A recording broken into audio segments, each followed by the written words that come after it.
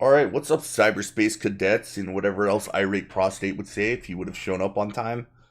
Welcome to Exelereighted Deconstructed. We have a very special episode today. We actually, us dum-dums that have been trying to explain critical theory to you, we went out and got the only real sociologist on YouTube, which is AYDIN PALADIN. Thanks, guys. I'm not a sociologist, but very close. Whatever. Isn't that what Adonis Paul always calls you? He probably does. He probably does. My field, my undergraduate degrees are in communication. What was it? Psychology and now I can't even remember. What was my other one in? Human resources, something related to that. Now it's been so long. And my graduate degree is in communication studies, but my emphasis in my graduate and then PhD level studies were in media communication or media psychology, and specifically intergroup communication. So that's why I got really into understanding race stuff and intergroup stuff. Gender research was via my graduate and PhD level research. So sociologist, close enough. It's not totally inaccurate. It's close enough, right? Yeah, well, I mean, sociology is so broad too that all those disciplines you just named, it requires it requires knowledge of sociology in order to be able to adequately do. But still, nonetheless, you actually can read the research papers. You understand what they mean. You understand the difference between good, rigorous methods and what I like to call shitty, critical methods. And that's the main reason we really wanted to have you on, and I really appreciate you joining. Also, of course, like always, we have a Timma the Hun here. Hi, How's it guys. going, Timma? I'm good. I'm just going to sit here and be intolerantly reductive because I homeschool and that's what I do. I just reduce things. So if I frustrate everybody with my statements today, I apologize. No, good on you for homeschooling. I could tell you so much research that shows how good homeschooling is, particularly in the current gestalt. So as soon as I started reading Common Core, I went, "Oh, my kids are never going near another public school ever again." Yeah, that actually brings me into the first thing I wanted to talk about, because Eden, actually, the biggest reason I was like, "Hey, we should get her on the show," is you just did a video on critical theory. And specifically Common Core. Yeah, really, you were more the video. I would say it was like 35% critical theory, like where this whole 2 + 2 = 5 nonsense is being defended by so-called academics, and then the other part was government continuing to use these, almost fruitless efforts for new methods of education, with the primary goal in mind being reducing the achievement gap between certain groups of people. Oh yeah, the 2 + 2 = 4 thing was so fundamentally disturbing to me that I went down and I started writing and researching. I researched before I write, I should put it that way. And it got so huge that I had to make it into a 3-part series because it just expanded exponentially. Yeah, we did a whole show about it, but my understanding was it was James Lindsay who. He posted a meme saying 2 + 2 = 4, like a white Western concept that marginalizes all other values. Yes. So that's the current zeitgeist, is that 2 + 2 = 4 is racist, it's colonialist, imperialist, transphobic, discrimination against women of color, it's white supremacy, it's a sign of the patriarchy, and it's just generally oppressive. That's what they're now claiming 2 + 2 = 4 is, in, of course, complete obliviousness to the fact that 2 + 2 = 5 is a direct reference to George Orwell. But they don't get that. They don't get that reference at all. Okay. It's not only that, but correct me if you think I'm off base here, but from everything that we've learned and talked about on this show, one of the biggest tenets of this applied postmodernist critical theory is that there is no such thing as objective truth. Yes. All knowledge is subjective. So whenever you're having to deal with something that it's kind of hard to defend that, right? Which is math, right? One of the things I was saying is, what's the difference between Chinese math and American math? Nothing. Math is math. Well, they wouldn't say that. They would call it a scientific veneer for racism. That's a quote. That's from the American Mathematical Society. Huh? Yes. In 2020, June of this year, the American Mathematics Society released an open letter to their colleagues, and they said that the use of science and all this kind of stuff is, at least in terms of as it relate to determining gang activity and determining criminal activity, is a scientific veneer for racism. And I think that they apply that same standard to education in general. I know because very shortly afterwards, there was in relationship to this, they offered up a petition that you could sign. And I signed up as like a Dr. Polynomial as a theoretical professor of physics. And they allowed me to sign their petition to get science essentially banned from educational institutions. What? If it What? in any, yes, I'm not joking. This is all real. How horrible is it? But it's real. Oh my God, like every bad cliche from 80s comedy about college is now becoming real? What? Yeah. It's sad. So this doesn't surprise me at all, and I want to go deeper into it, but one thing I forgot to do is address our lovely chat. We have 12 people watching, which honestly for us going live in the middle of the afternoon, This outside of our normal time, that's pretty good. So what's up, Becca, Turish, Black Cat 13? How's it going? We got Darkstar, Doku. Man, Jack, we got a lot of people out. Okay. Gaming's been here. WR, Costin.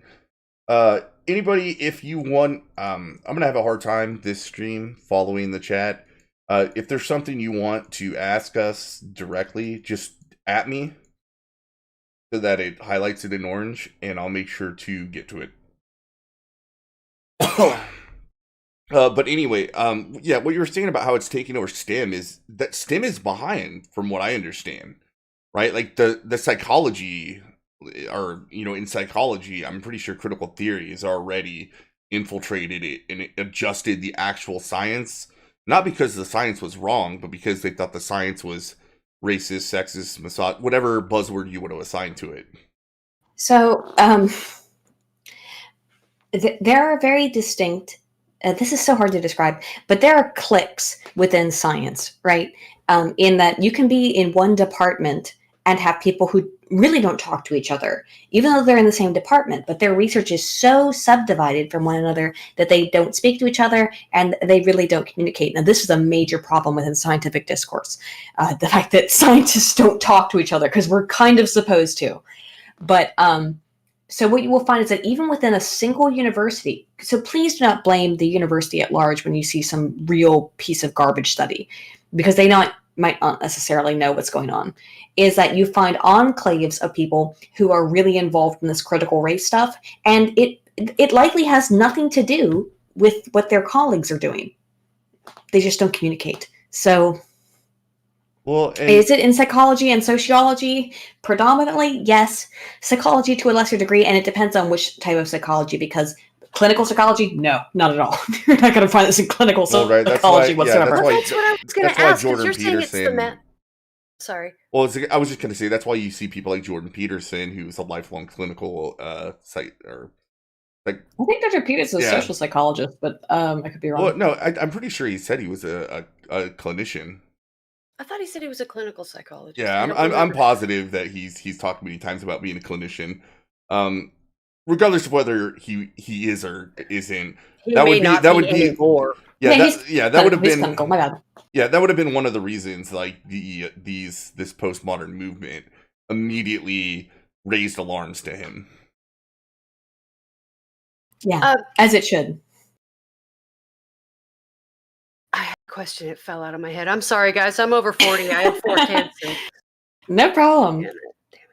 Okay, you guys go ahead and talk, and maybe I'll remember it. Oh no, I was going to say. Well, you're saying with the Math Institute or the American Mathematics Institute, they've already agreed to ignore fundamental understanding of universal mathematical law. So, are we really looking at a system where they're separated that much anymore? It seems to me things are accelerating at a terrified pace, and maybe we need to start picketing departments.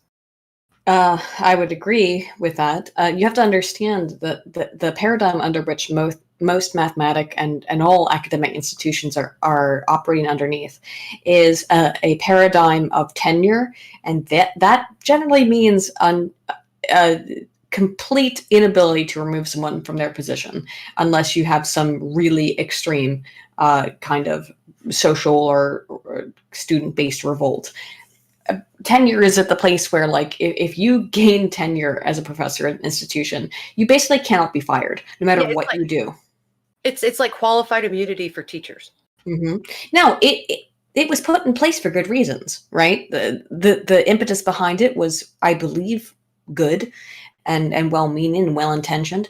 But what it means now is that you can have teachers come into positions where they can just spew their political ideology onto students and have no repercussions, and nothing that the university can do out of fear. Because if you understand how HIPAA violations work, the school can get in huge amounts of trouble for in any way being perceived as discriminating against a teacher or discriminating against a student. So it's really, really not in a university's interest that, unless they can call the teacher a racist, essentially, to not fire a teacher no matter what they're doing. Yeah, which works very well in the favor of these people that are trying to promote, and what they really are trying to promote is this critical theory hegemony, because they have a whole new framework where they're able to call people that otherwise aren't racist. Mm-hmm. It's just a new form of a struggle session, though. If anybody, I don't know if you guys are old enough. I remember, because maybe it's because I had Armenian neighbors and Russian refugees for neighbors as a kid, but I've had in detail described to me what these struggle sessions were that they did in the gulags and the indoctrination programs they used in communist countries in the 70s and the 60s. And what we're seeing in the recordings I'm seeing coming out of universities, it's almost verbatim real struggle sessions from our history. It is. It's very funny, actually. My first academic advisor was Armenian, and I worked with him on a bunch of research. And so I think that maybe that influenced me a little bit, of being like, don't allow people to indoctrinate you this way, because he and his family literally went through that stuff. Yeah. So I think they're not fond of it. Yeah, no, one of my best friends in high school was, he was 11 when they left Hungary. So, we were both born in 1977. So, he was definitely anti-indoctrination, and it was actually hard to convince him to do much of anything if it wasn't his idea. So I know what you're saying about the influence. Yeah. It's there. That's what kind of scares me. It is scary. So thank you, Roasted. That was the words I was looking for. Academic independence. Thank you, Roasted. Which we really do need. And it's unfortunate because it's right now it's basically impossible. If you're an academic, okay, so you have two options, right? You have a PhD, you have a master's degree, and you want to work in your field doing the thing that you were trained to do. You have two options. You can work at a university, or you can work for a private field. You can work for a private sector job. Private sector jobs generally don't abide by ethical standards that the universities are held to. That's not a good thing, by the way, because the IRB, the Institutional Review Board, which universities are in the U.S. are all held to, is a good thing. It is what was put in place specifically, if you know Dr. Zimbardo's Stanford prison experiment, it was put in place. It did exist beforehand, but it was nationally instituted after the Stanford prison experiment to prevent unethical research practices. The IRB is a good thing. At the same time, so this is the problem, right? You are forced to face the IRB if you work at an academic institution, meaning that your research is going to come under very critical ethical standards. If you don't work at an academic institution, you can do whatever the hell you want. And you're not held to any ethical standards, essentially, outside of violating human rights. So there's no in between, unfortunately. And that makes research kind of, oh, and by the way, and if you do it at a private institution, you can't publish your research. So it can't be put into academic journals, which scientifically makes it bunk. And there's really no in between on that. Okay, so how, if that's the case, how come we're seeing these bizarre studies that say things like babies are racist? Because you can get a PhD in anything today. That's really what it is. So the babies are racist thing, that has actually real world data behind it. I know. That's why I don't understand. How are they allowed to skew data like that? Because that's only children learning in-group bias that every human being is born with. they're actually not learning even in-group bias. The research on that, when we look at it, without being a fucking asshole, right? I'm sorry, I'm going off of what I can access as well. Oh, no, I know. I'm not accusing you, but I'm saying the people who try to skew this stuff, right? Okay. If you're not trying to be a dick and you look at what that research shows, what it shows is that babies recognize their mother's face and therefore the race of their mother faster than races that are not that of their mother. That's it. That's all it means. Yeah, that's all the data indicate. And there's nothing else there to be mean or harmful or racist. It just means that babies recognize their mother's faces faster. That's all. And faces that look like their mother. Because they're nursed and held by their mother more often than their father in the first days of... Okay, so genetic impression is racism. Okay. I don't think it's genetic. It's just... I would say, and there has been research on this, that when you have very young children that are put into interracial families from a really, really early age, they do tend to react quicker or more quickly to the faces of their adoptive family's race than to their own race. So this is just about early childhood development. And that's all it is. And we're talking, by the way, about facial recognition stuff, which is really kind of weak research in the first place. So yeah. Not great stuff, but basically it's just what a baby is first introduced to. Racial preference it doesn't exist until way later in life. It's what your mother looks like, and in 99.9% of cases, what a baby looks at as their mother is the same race as them, unless they have an adoptive mother. You know? Yeah, I'm just curious, Aiden. Have you read Thomas Sowell's Discrimination and Disparities book? Yeah, of course. Yeah, it kind of reminds me of his different levels of discrimination, and I think especially in the early childhood development stage, right? It totally makes sense that babies would be discriminatory towards people that look like people that protect them. Right, of course. It's almost like to say all babies are racist is a misleading statement because racism is such a loaded term. It's just saying that, like, yeah. Well, it's a fight-flight thing, right? Where a child is going to learn from the instant that their eyes open to be like, okay, here is my protective figure. Here's someone who looks like them. This is where I know I'm safe. Oh no, I see something that's different. I could potentially be afraid of that. It's the same thing as where, have you ever been walking through the grass and you step on a stick or something, and for a second it looks like a snake, or you think you see a spider in the corner of the room and you go, ah! That's the fight, flight, freeze response. And it's not racist against snakes or racist against spiders. It's just, I'm instantaneously afraid of this thing because I saw it out of the corner of my eye. Yeah, it poses a threat to me in my psychology. I have been afraid of my own beard hairs because I thought it was a bug. So yes, I know what you're talking about. This is what we call a heuristic response. Heuristic means it's not processed at the cognitive level, it's processed subconsciously. So children and almost anybody, when we do even adult level racism research, do not perceive race all the time consciously. A lot of times it's a subconscious perception, which means that, okay, so if you're a critical race theorist, you would say we have to unlearn people. But the problem is, from engaging in that heuristic responses, which again, it happens at the level of brain function, okay? The same level of perceiving a bug, or this sounds so bad, but the same level as perceiving a bug or a snake. We perform these actions within our brains without meaning or intending for them to mean anything. So when the race critical theorists come in here and they say, well, we have to untrain this, it's really difficult to do, not only because you have to basically untrain a child from birth to prefer the face of their own mother. And I don't think you're going to do that, no matter what you try to do to a child. And this brings you to a good point about critical race theory that I've certainly explained, or I've said plenty of times, that a core tenet of this is that they believe racism is just kind of the natural state of the world. Race is a social construct, yes, but the lived experience of people that are in these racial categories that have been oppressed, mostly by white Westerners. That is real. It's almost like they make an exception to the subjective truth when it comes to these racial categories, that those are objectively real now. And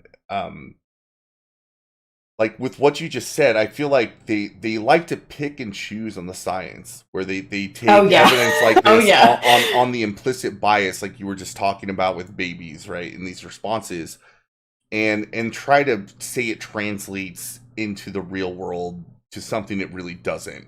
So could you speak to that?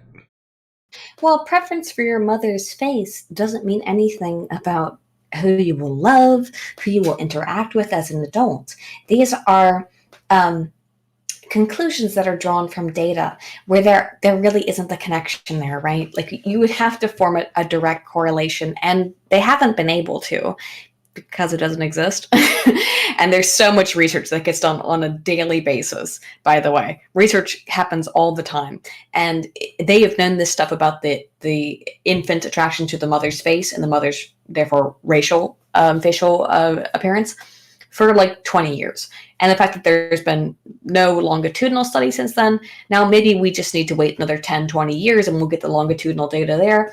But I really doubt it. Actually, it might be 30 years old. So okay. I doubt we're going to get that data. Oh, then okay, because I have a question. Like, I'm mixed race. I'm mostly Native American and Gypsy, and some white. I don't look like a stereotypical what everybody puts on the internet and stuff as a mixed race person, because everybody assumes mixed race is black and white. But how can you say a baby is racist if their parent is mixed race and that's the race they associate comfort with? You know what I'm saying? Like, so I don't think they're ever going to find that sociological data. And speaking on the mixed race thing, if it was about race association, you would have most mixed race individuals incapable of recognizing the duality or the multiplicity of their own genetic background and being comfortable with it, which seems to not be the case in actual lived reality. I would agree. I think a lot of the problem is... Oh, go ahead. Sorry. No, go ahead. I was just going to ramble. So go ahead. I think a lot of the problem is that in a lot of cases, it's a white mother and a black father. When we look at the actual data in terms of the genetic split, most of the time that is the way that families tend to break down, rather than a black mother and a white father. Mm-hmm. So I think that's why they're angry about it. And then maybe the child adapts more towards the white mother's face than the black father's face. That would be my guess. We just need more data on that, though. I just don't see how it's valid data when you have all these other things that kind of screw up what they did with the study. It's like the real world simple observation kind of undoes that really long-term thing they just did. Because if you're saying that a child associates race, they're also going to associate facial expressions. So if you have a mom that smiles at you a lot while you're nursing or eating from a bottle, or while you're being held, you're going to think everybody who smiles is a good person no matter what, aren't you? Or are you going to smile more often or stuff? Wouldn't that be a way to try to create the direct correlative that they aren't able to find? Development is so much more complicated than that, though, right? I know, but I'm just saying, because reductive as the study itself was. Right, and that's the problem, though, in all of this, is that they try to take people who want to say this kind of like racist reductivism stuff. They don't understand that every individual is an individual. So maybe sometimes a baby's just fussy and is an asshole. Do you know what I mean? Like, sometimes it doesn't matter how wonderful of a mother you are. Maybe he's just a dick, and that not like as a person, but he's just a cranky baby, and that can happen. That kind of stuff is so individualistic and so based on individual temperament that when we, I'm a statistician predominantly in terms of what I do for my work, what I did in my graduate and doctoral program. I mostly focus on statistics. But the failure in statistics is that while I can describe groups on broad dimensions, I can never, ever, ever describe an individual person via those dimensions, right?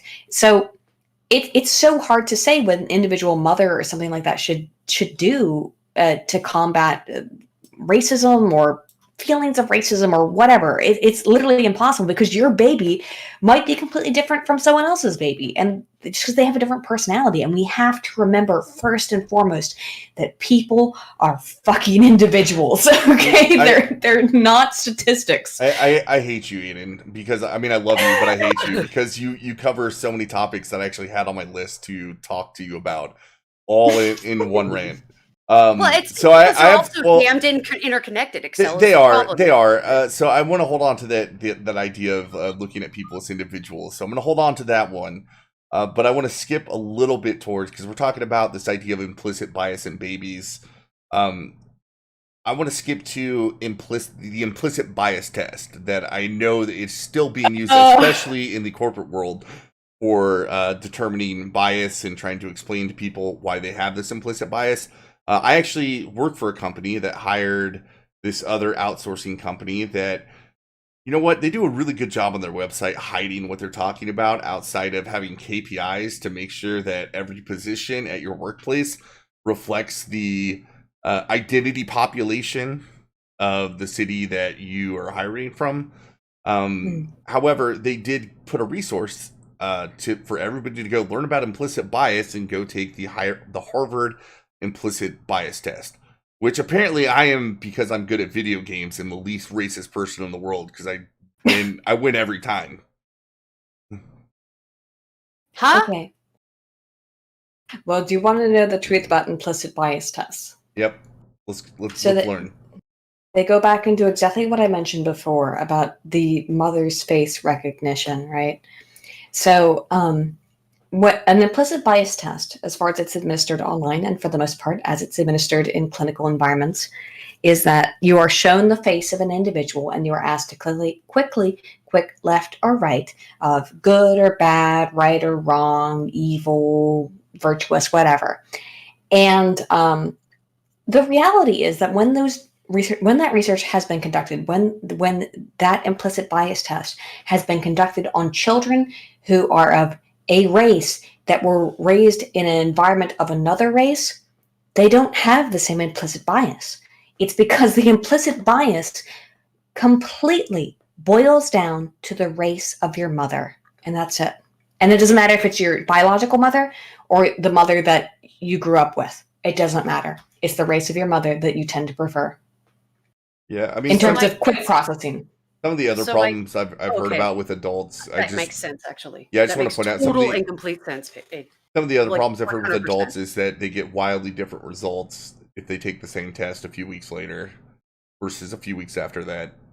What's a testing effect? You can train yourself to be quote unquote better or worse at the test.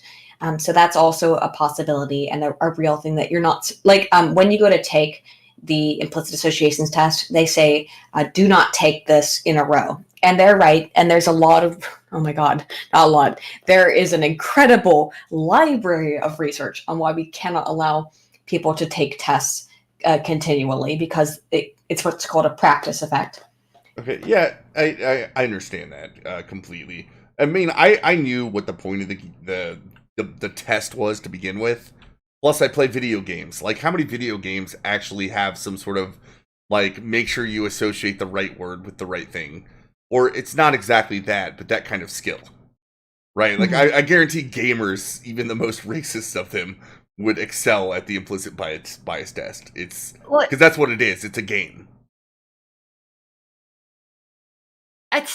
Everybody in the chat is bringing up the obvious. It's the very nature of the title of the test shows you that it's not going to give you an accurate answer. Yeah. So my question, like, just to further elaborate, you basically answered this, but do the results of the test actually mean anything if an adult takes one? Like, is there any way to draw their results to how they're going to act in the real world? In my opinion, and the opinion of many other scholars who have studied this in some significant detail, no, it doesn't mean anything. It might mean that you have a slightly more elevated. Now you have to understand what the implicit association test is measuring. So, by the way, guys, if you in the chat or anyone else listening goes and takes the implicit association test, it will tell you at the end, oh, you're kind of racist. You're a little bit racist. No. Let's be clear about what it is saying. It says that you react more expediently to this face over this face. That's all it says. That is not racism. That is not discrimination. So please drop this stupid freaking measurement, because it doesn't really mean anything. And we haven't been able to really correlate it to anything. Wait, are they So- trying? Okay, I'm sorry. Can I be really reductive for a second here? Are they trying to suggest that the inherent subconscious threat assessment that all humans are born with is implicit racism? Yes, that is what that is. That is what that is as a test. Is that you have implicit racist opinions or beliefs or feelings, and thereby you are a bad person or you're a racist person. That's what the implicit association test is actually designed to analyze. Or at least maybe not originally, but that's what it has become in practice. Yeah. So I just want to make sure everybody understands. So if you're a part of a diversity, equity, and inclusion training that asks you to take this test beforehand, the idea is this test is going to come out and it's going to say exactly what AYDIN Paladin said you shouldn't interpret it as, that you're racist in a certain way. And then you're more open to the critical theory nonsense that is about to be pushed upon you if you've taken the test and got that result. Because nobody wants to be a racist. Let's just be real. Well, no. I mean, I think, well, maybe some people do, right? The people that do will tell you, right? Like, you've been on streams or at least been, like, have talked about people like Richard Spencer. We're like, he doesn't lie about it. I've been on stream with Richard Spencer. He doesn't lie about it. Like, he tells you, like, he's racist. He doesn't care. It's not even funny enough for real racists. Calling them a racist is a non-starter. I will say that I think maybe the best thing I've ever done in my life, better than getting my graduate degree, is that I got Richard Spencer to admit that race mixing was okay. So I'm really happy about that. I'm real happy about that one. And apparently I'm still a Nazi or whatever, but I got please, guys, I got Richard Spencer to admit that race mixing was okay. So what a terrible you actually sat there and argued against the bad guy and proved him wrong. So racist. Doesn't he like to screw Asian trans? No, he has like a white wife or something, I think. Oh, okay.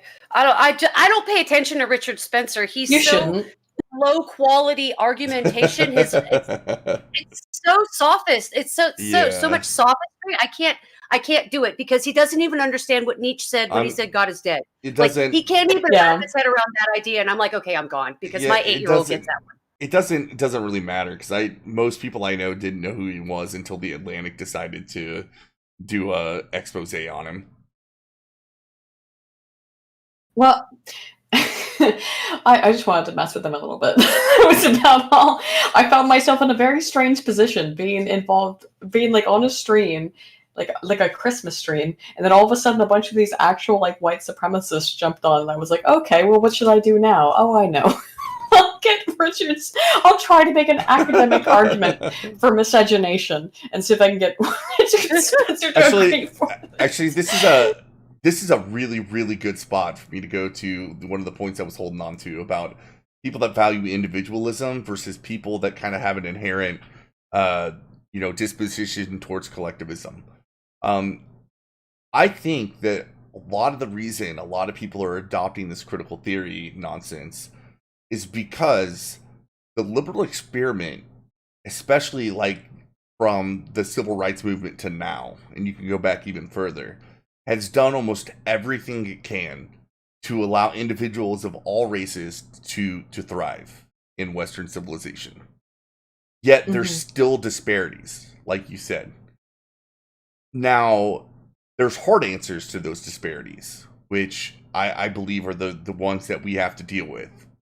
But the easy answer is racism, because really racism is easy to solve.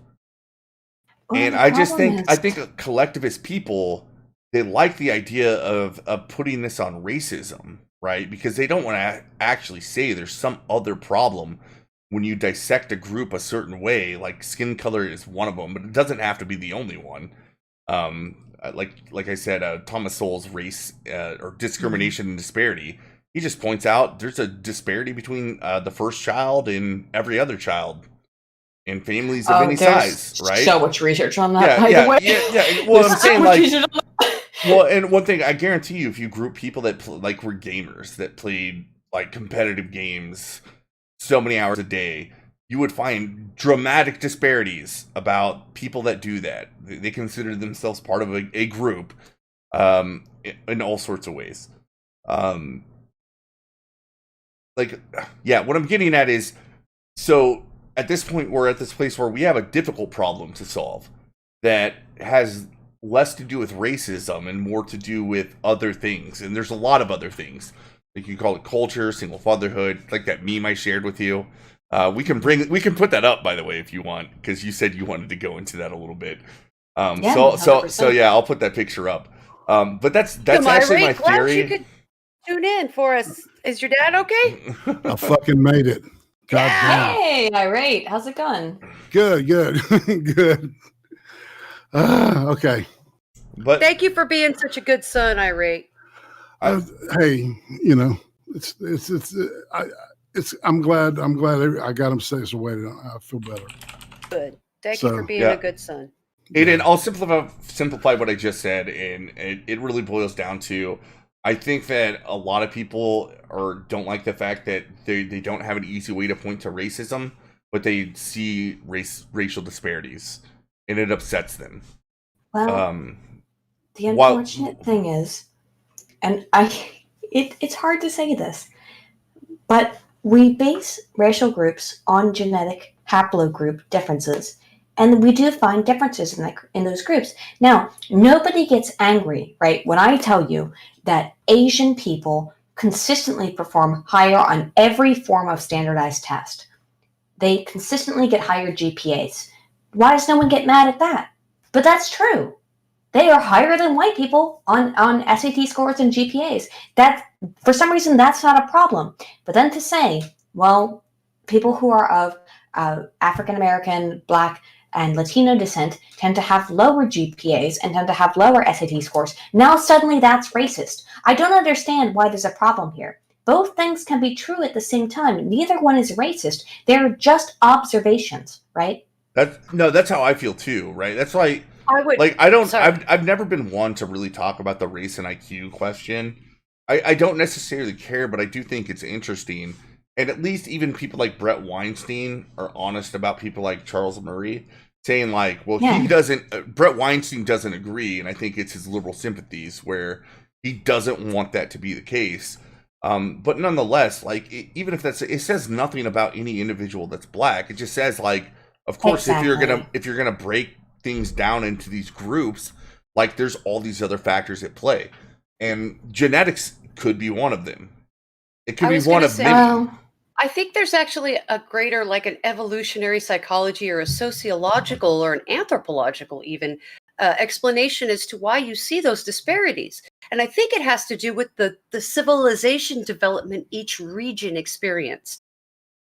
And I think that's what we're seeing. I would argue that the entire reductiveness of looking at these genetic studies and basing, disparities on education and stuff, I would say that those arguments are actually detracting from what the real lesson of these studies is, which is we need to research learning methods, and we need to figure out how we can teach people that genetically and historically come from a society that did not develop a written language, how to get their subconscious brains to function and utilize information that they are not throughout millennia predisposed to pick up that way. Well, this actually is another theme in critical theory where they believe everybody's like this tabula rasa, like that's not possible. Everybody's born exactly the same. But that's not possible. It's just physically not possible. If everybody was a tabula rasa, you wouldn't be born with genetic disorders and stuff like that. It's just not a possible thing. Yes, thank you. You're completely correct. No, you're 100% correct. The data indicate that it's generally a 50-50 of genetics and environment on education outcomes. It can be more or less given certain circumstances. For example, math anxiety which everyone says like, oh, math anxiety, it's because we instill an anxiety about math that makes Black kids bad at math. Well, it turns out it only plays about a 40% influence. That's large, but it means that family and hereditary influence is 60%. Comparatively, so on their math anxiety. So that's just an example. But generally, what we find is that, like as most things in life, it is about half environment and about half genetics. We just have to be clear about that. It means that, of course, things are not predetermined 100%. Even if you have had you have bad genetics, you can still become a mathematician. You can still become a scientist. You cannot allow your family background to give you a predestination, and you're not held back by it. You really aren't. Maybe about 50%, but not entirely. Well, if you're only halfway held back, you're not held back at all, because you have to be fully held back to be held back. Because if I would agree. That's just a deterrent. It's not a restriction. I'm sorry, that's my own little stickler thing, because my kids like to throw that at me. So, but I mean, like, right? It's true. It's true. I mean, like, you are only, I think, even if you come from a background where maybe you don't have the best genetics that go into it, if you put in a huge amount of effort, you can still be very successful in academia. You just have to put in a lot of effort on it. Yeah, and I mean, once again, I think this goes back to, like, it's easy for me to say that and not care, because I'm a libertarian. I look at people as individuals.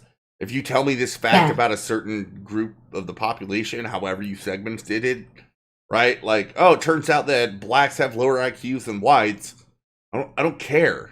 Right? Jews have higher IQs than whites, and so do Asians. It doesn't determine your value. Like, I don't care. It doesn't determine your value. Yeah, your intelligence doesn't determine your value or worth to society. I just don't care.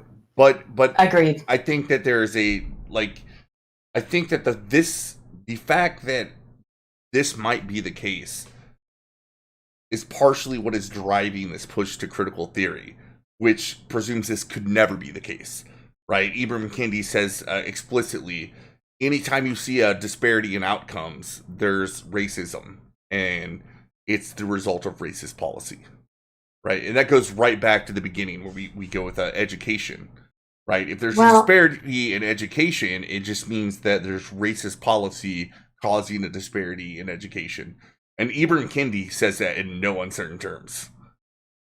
Well, I would say for the image that you posted, right, what I said before the stream, and I'll reiterate, which is that in a very early period of understanding science, right, when we were kind of getting used to what science is, it's something called positivism. So a scientist would go out into a lake, and he would look at all the swans that he saw on the lake, and he would say, all the swans are white. Therefore, what is a swan? He would say, swan equals white.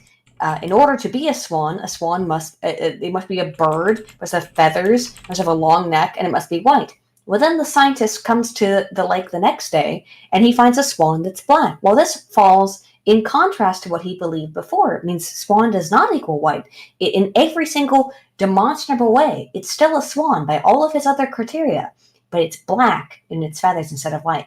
So what post-positivists would say, that's not a swan, it's a different species. What post-positivists say, and what we all agree with now as scientists in general, is that we are in a post-positivist scientific society. So we would say, okay, well, now we have obtained additional data, and that says, okay, swans can be white and they can be black. So according to what you posted in terms of the fun with critical race theory, scientific method, CRT way, where I have it up on stream right now, by the way. Right, yeah. So where it says it stops to develop a theory and then to draw a conclusion, what they have removed is all of the value that post-positivism, the Karl Popper method, the entirety of the scientific methodology that has been utilized for 100 years and gone back into the positivist methodology of develop a theory and draw a conclusion. And I truly believe that this is where the critical race theorists are. They are positivists. They are not post-positivists. They are not scientists in the way that anyone has understood science for the last 100 years. They are positivists, meaning you can only prove a positive. You cannot prove a negative. To be further clear, real quick, I'll just finish that. Positivism does not allow for the concept of falsification. All other forms of science allow for the idea of falsification. And that's it. That's the major difference. We've actually brought up that exact same thing on the stream about how all of this is unfalsifiable. And they've deliberately made it unfalsifiable. That's part of the reason this meme came up. But would you agree this might not be a meme, but an actual roadmap to how to do critical theory? Okay, so wonderful. Quick question: how do we stop it? Oh, geez, that's real complicated. I don't know. That's like on the last of my list, Atima. Okay, sorry.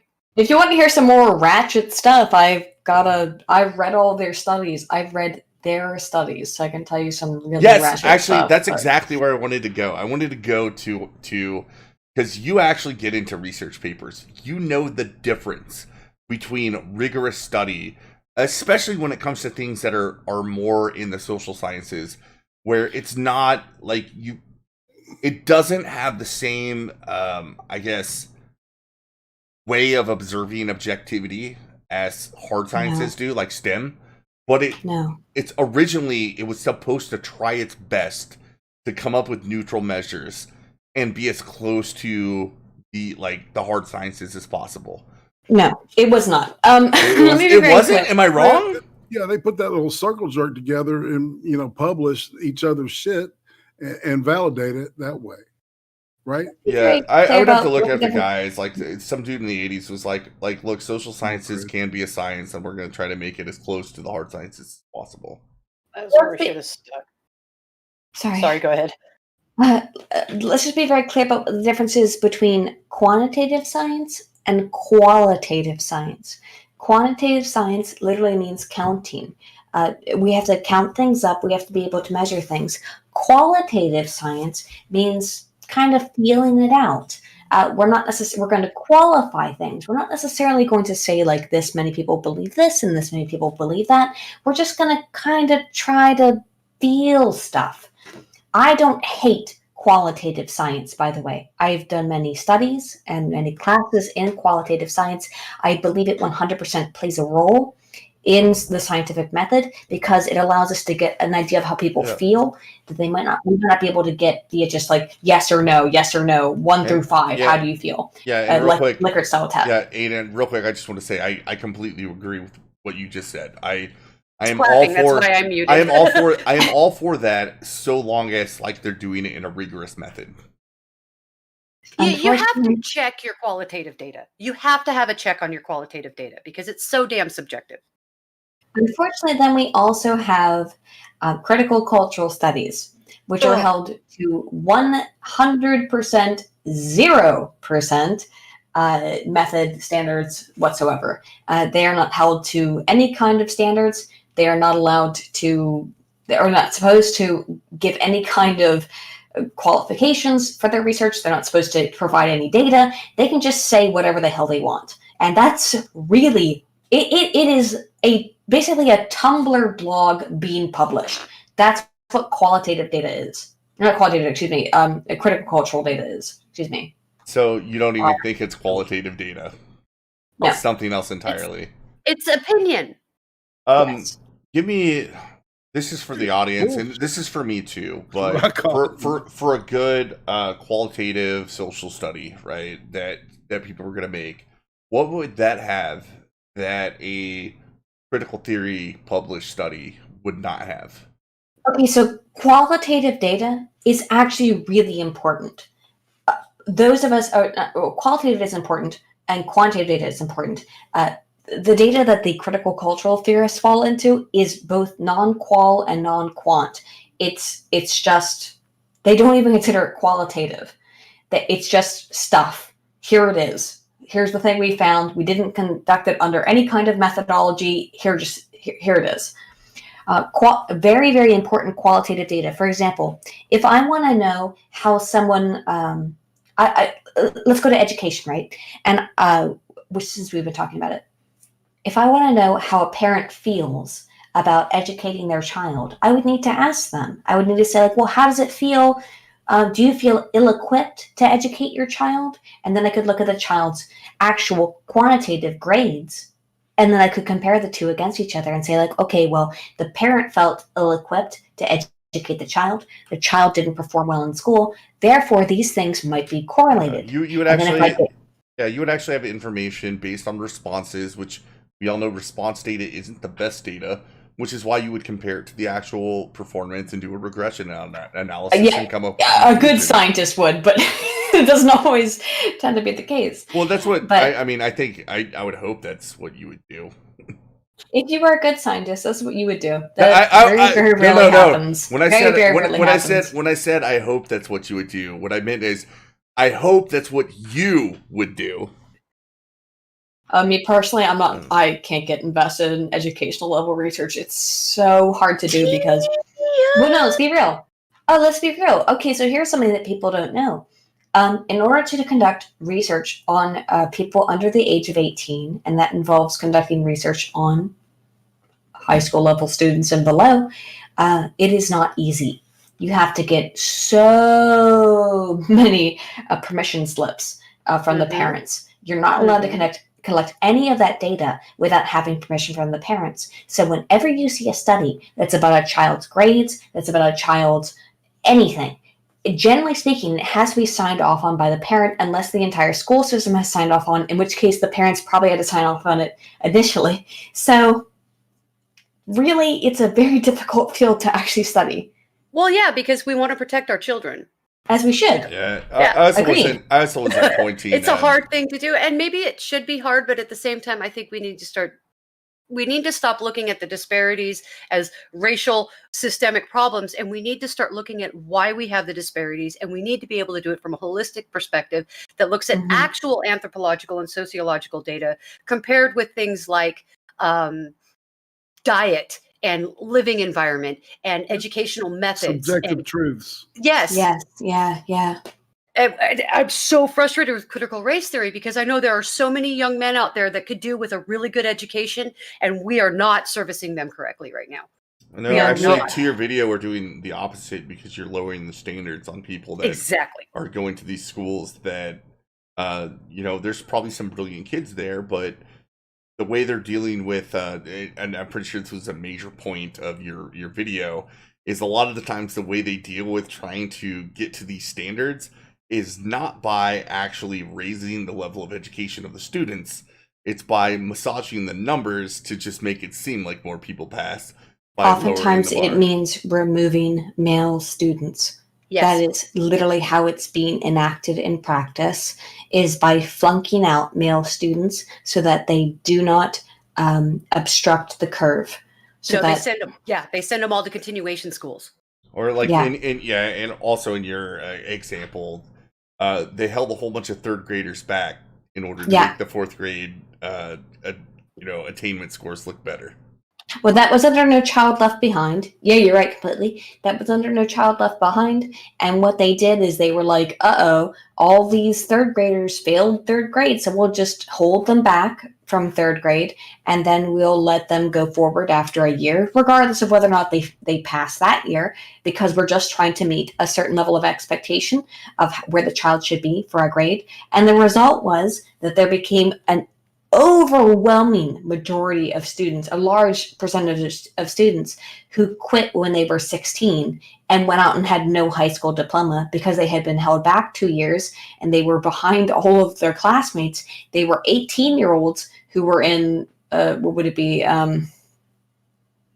8th grade.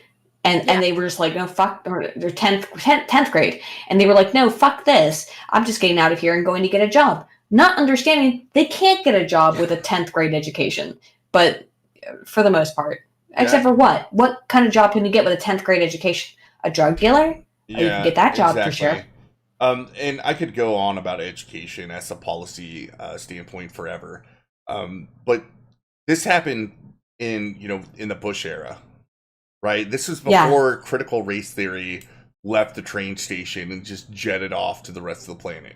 No, I would argue that No Child Left Behind was already pandering to critical race theory because they were already talking about minority children in inner cities not being able to perform as opposed to their suburban white counterparts. They were already making the references when they introduced No Child Left Behind. That's been going on since before the civil rights movement, and funny enough, it's only gotten worse.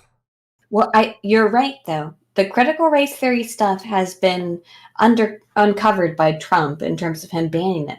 but the studies that I have on it are from 2003 and 2004. The most prominent studies on this, the ones that have like that critical race theorists base their educational strategies on, are from 2003 and 2004. That's Bush. Yeah. The behind thing was Bush. That's what I'm saying. And I remember listening to the rhetoric, Irate. I remember hearing it and going, what the hell? What happened? They started teaching to the test. Yeah. It was all about the test, right? So they spent all year making sure everybody could pass the stupid test. And people weren't learning shit. And now they've just supplanted that with, Marxism. Why not? You have to pass a test anymore. You have to pass a test. You have to pass our purity test of, do you believe in Marxism and do you believe in our weird political philosophy? And if you don't, then you fail. And I have data on that from teachers themselves. Amazing. I can bring it up. Let's see. Okay. So, where are we? I have to find this. But specifically, there's a research paper from Marx, very funny name, by the way, in context, and Pennington, 2003, who were basically conducting critical race theory studies in 2003 with teachers. And what they found, or what they did essentially, is that they just shit on teachers who didn't agree with them. And they reported these teachers as racist, probably to their advisors and to their supervisors, if they didn't agree to call themselves racist over the course of their quote-unquote instruction. Oh, yeah, that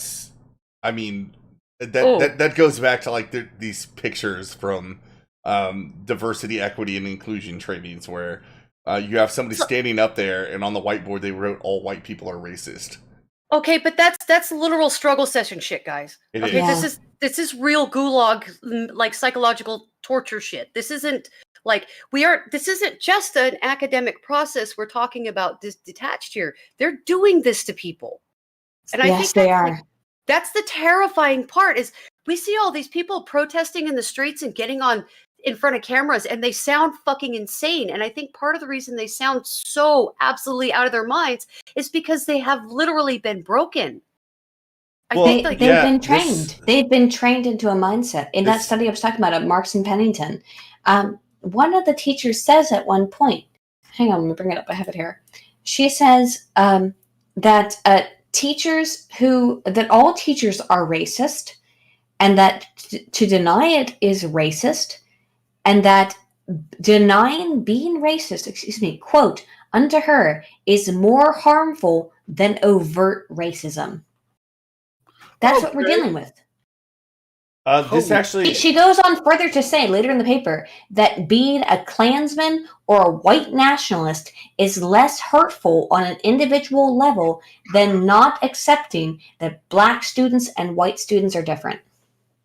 God, it's almost like a troll. This is a published research. Yeah, it falls completely in line, and I actually think I've heard about this. 2004, yep. Holy shit. Excuse my language. I'm sorry. I know, unbelievable, right? It's unfucking believable. Well, and this actually brings me to another point that I had bulleted for things to talk to you about, where I think a lot of the way that critical theory spreads is by using dishonest tactics.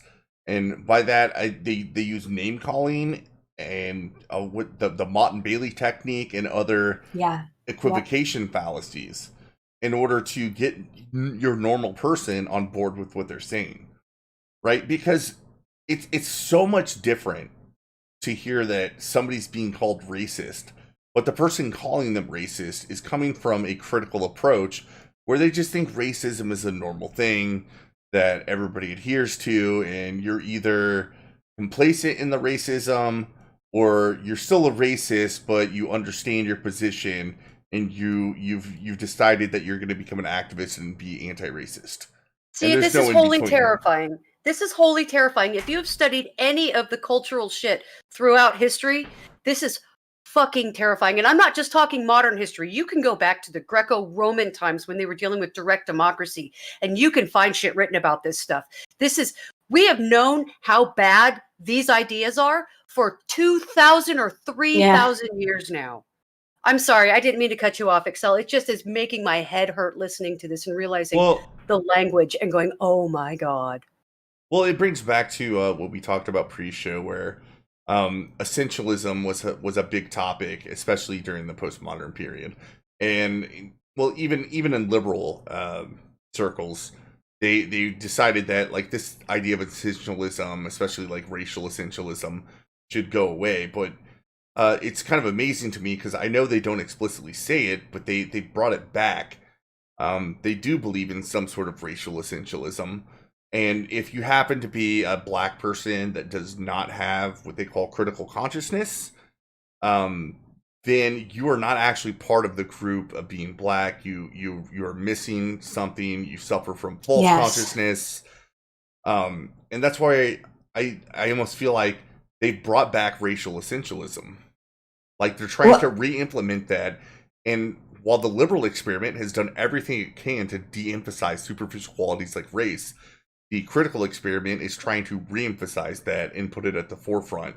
And that's scary. That's dangerous. And that's actually racist. Yes, I agree. Do you want to know how bad it is? I mean, I have a good idea, but I would love to hear how bad you think it is. Good, sure. So in the Marx and Pennington sample, or Pellington sample, I can't remember her name. Where is it? Hang on. Pennington, I was right the first time. What they did is that in this experiment, they had a bunch of pre-service teachers, which means that teachers who don't quite have the ability to teach class full-time. They haven't quite gotten their full teacher's degree, but they're allowed to teach because they have the graduate level completion.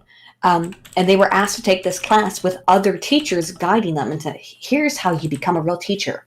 So the teachers who are teaching teachers are assessing them in this case.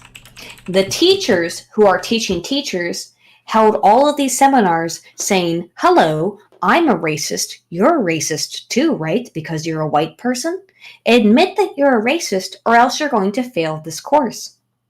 That's really what they did. This is 2003, by the way. 2003. Yeah, I mean, this... And wait, I just want to say this thing. Is that what they got one of the students to say after 4 weeks? A student who had originally said, I'm not racist, obviously. I work with black and brown kids all the time. They got her to say after 4 weeks, quote, I'm racist. That's probably all I have to say. I'm definitely racist. 4 weeks.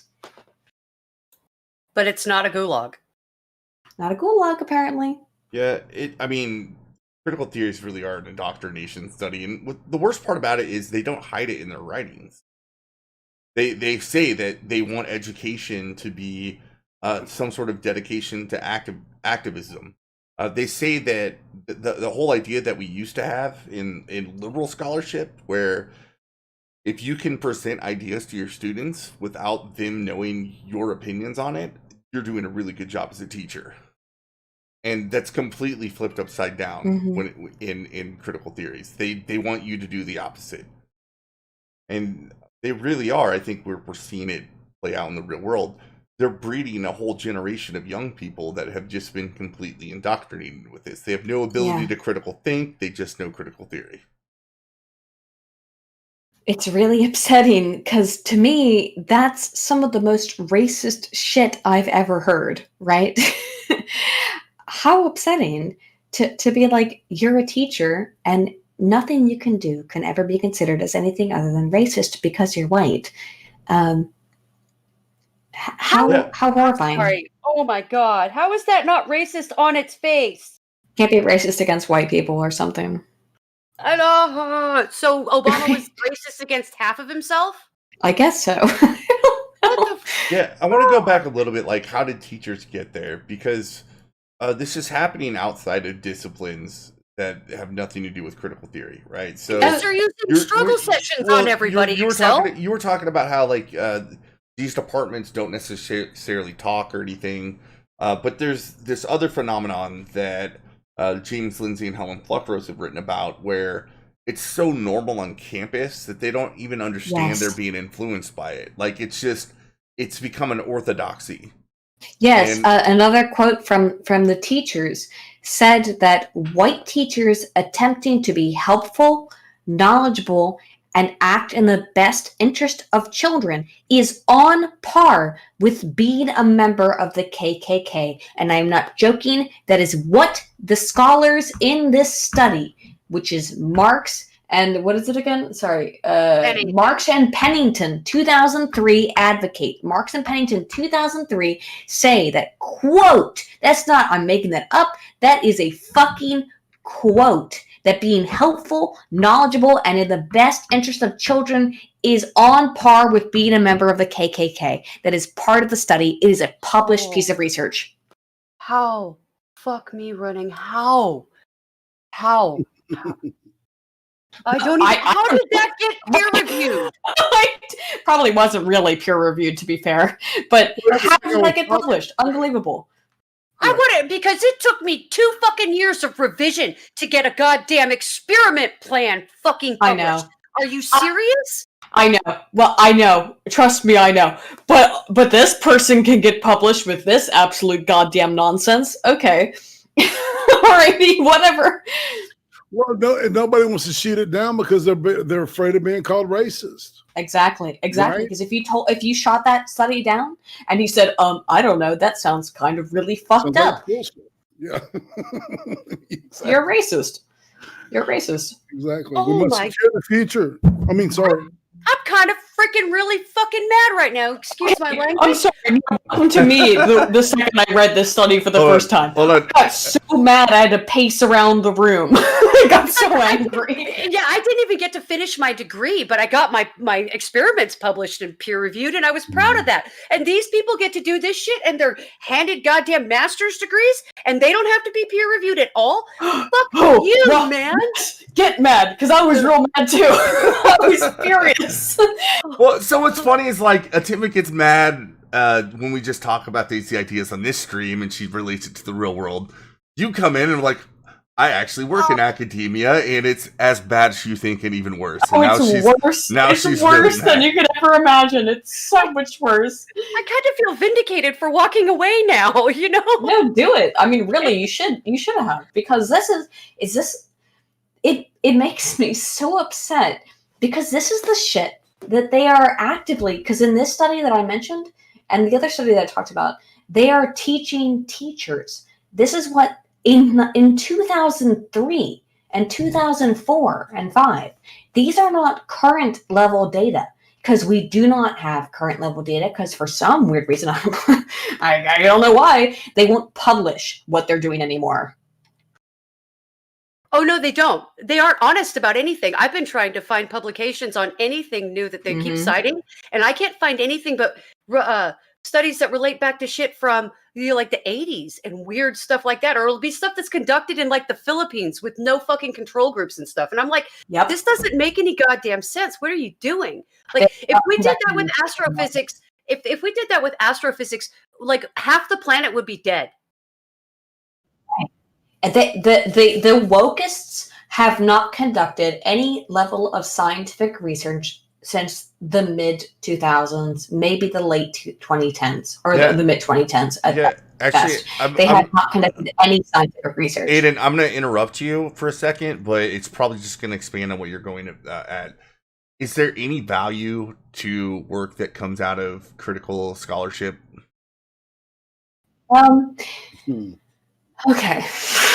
It's a complicated question. Yes, there is. And let me tell you why. Because real science, now here's how we have to define it, right? We can take critical race theory and say, okay, well, that's interesting or whatever. It's not science. It's not reality. It's not anything. But that's an interesting finding that you came to. And then we can go test it into a quantitative environment. And the hardcore social sciences, of which I have been a part of my entire adult life, we can take that and actually put it into an experimental environment. The qualitative, not even the qualitative scientists, The critical cultural people do not want us to do that. In fact, they say we cannot, because they say that all quantitative science is inherently racist, it's biased, it's fucked up. You can't study this stuff under a microscope. It all has to be studied via feelings and like opinions and just, it has to be, I had to receive the answer as if manna from heaven. And that's the only way you can achieve an answer. Yeah, I'm gonna be with I'm gonna be real honest, Aiden. The answer you gave is what I expected. The way I kind of look at it is we have a whole realm of theoretical physics, right?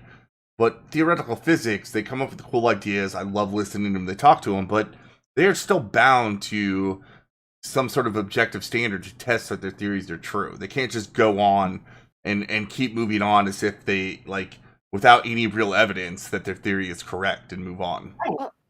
And I think that's the difference between how critical theory operates in response to real science or like real social science versus how I would say theoretical physics operates versus applied physics.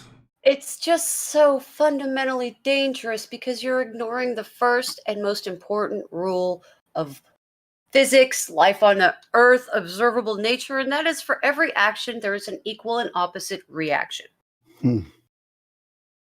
And critical theory of any sort, whether it's cultural, race, academic, fat studies, queer studies, whatever the hell they want to put it under, it all ignores the fundamental principle for every action, there is an equal and opposite reaction. And that is fucking dangerous. Excuse my mouth, but that is incredibly inherently dangerous. This terrifies me that we have thousands upon thousands of people, millions at this point, wandering around thinking this is reality. It's like, holy crap, Ayn Rand was so right. Sorry. Yeah, you're completely correct. It's a lot of very confused young people, I believe, is the impetus behind this, where they just feel, they're confused. They've been confused because their schools have confused them. They don't understand. It's very interesting because I don't know. I'm 30 at this point, right? I don't know how old all of y'all are, but it's a very different. You're the youngest person on the stream.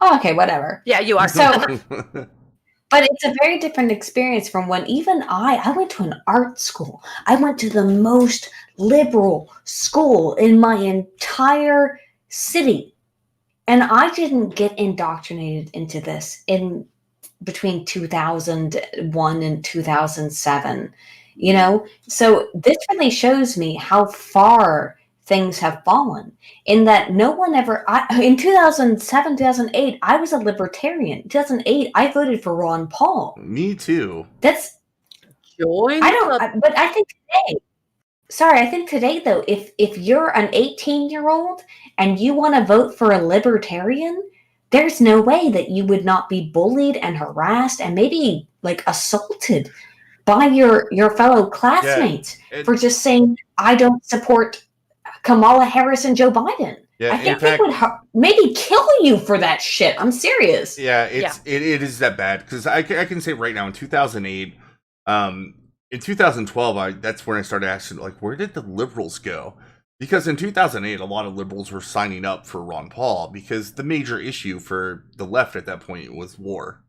Dude, we and individual liberties, right? Yeah. Like they liked, they didn't like the Patriot Act, they didn't like Bush, they didn't like the wars. And then Obama got elected, and just like Ron Paul predicted, that nothing really changed. He basically carried out the same foreign policy. Then 2012, it was just a few of them were still around, but they were just silent. Right? Oh, can I tell you my really quick? Sorry, go ahead. I'll tell my 2012 experience afterwards. I just want to say, like, I'm pretty sure, like, 2012, like, between 2012 and 2016, the liberal left, and I mean that in the classical sense, people that still believed in that left died. They still exist, but they're homeless, right? They're going to vote for Biden because they hate Trump, but I'm convinced the Democratic Party is completely... They know that the loud base is these kids that are growing up woke, and they're not going to go against it, at least not out loud. The Democrat Party never recovered from the 2010 bloodbath. Changed my mind. Oh, they pulled the I entire. agree. Yeah, you're right. So what were classical liberals or classical Democrats are now rhinos, what they're calling rhinos, right? We used to call them moderates. Yeah. Well, they got kicked out. Rhinos are their own thing, which is not moderates. No, they're rhinos neocons. are a different thing. Yeah, rhinos are neocons. This is they're trying to conflate shit that's not conflatable. The neocons got kicked or have been getting kicked out too. That's another thing. Well, nobody wants war, dude. We're tired of sending our kids like I did off to war. I'm not fucking doing it again. Yeah, fuck war. Fuck all this Middle Eastern meddling shit. No one in America likes this crap besides weirdos. That's why people like me and Tim Pool, who have basically nothing in common as far as what we want politically done, are both going to be voting for Trump this year. Yeah. And Trump is a stopgap between this very far left movement and the neocons that are still grasping for power. Because I guarantee if Biden gets into power, oh God. Oh, that's scary. Please no. Actually, but if he did, we would be right back into war in the Middle East. Yeah. I guarantee we would be right back there. Oh, he's just gonna the shit out of Syria. Yeah, he's gonna appoint all the same neocon advisors that were under Obama, and look at him. Like, it's not like he's gonna step in the way and say, no, we're not doing that this time. He's just gonna be like, do whatever you want. I'm 80 years old and have no idea what's going on right now.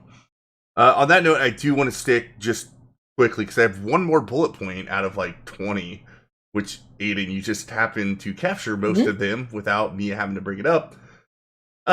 Trump's answers at the debate about critical race theory. We talked about it a little bit. The biggest thing I thought of is Trump said, look, I canceled it because they were teaching people how to hate America.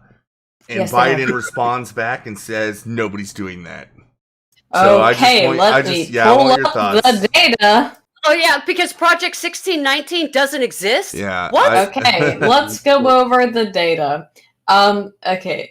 Should I just read it? Like, how much do you want me to read? I don't want to read too much because that's kind of gay. Do whatever you want to do. We got. I mean, part of it's in a video I already made. We have anywhere between 10 and 40 minutes. Aiden, you're our guest. You take free reign of the platform. I will read all of the parts of the videos that I have planned, which means that people who are listening to this, which whatever, you will get to hear new parts of videos that haven't been released yet.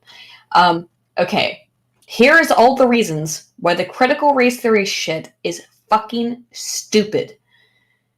The real problem in the US, much of the Western world, and yes, I mean, there's plenty to be put aside, but beyond the more extreme ones that are not YouTube friendly, is that there seems to be an ongoing aspect of cultural conflict that concerns the state of math and science education. 2 online pushes have called for fundamentally changing or challenging mathematics, with the first being to hashtag shutdown STEM. On June 10th, I don't want to read this. This is gay. I don't want to read what I read before. Let me try to find the really specific points. What was the really specific point you mentioned before about this? Sorry. I was just referring to how Donald Trump said they were teaching people how to hate America. Yeah. And then Joe Biden responded, nobody's doing that. Okay. That's why they are. Thousands of people in the streets saying death to America during their riots.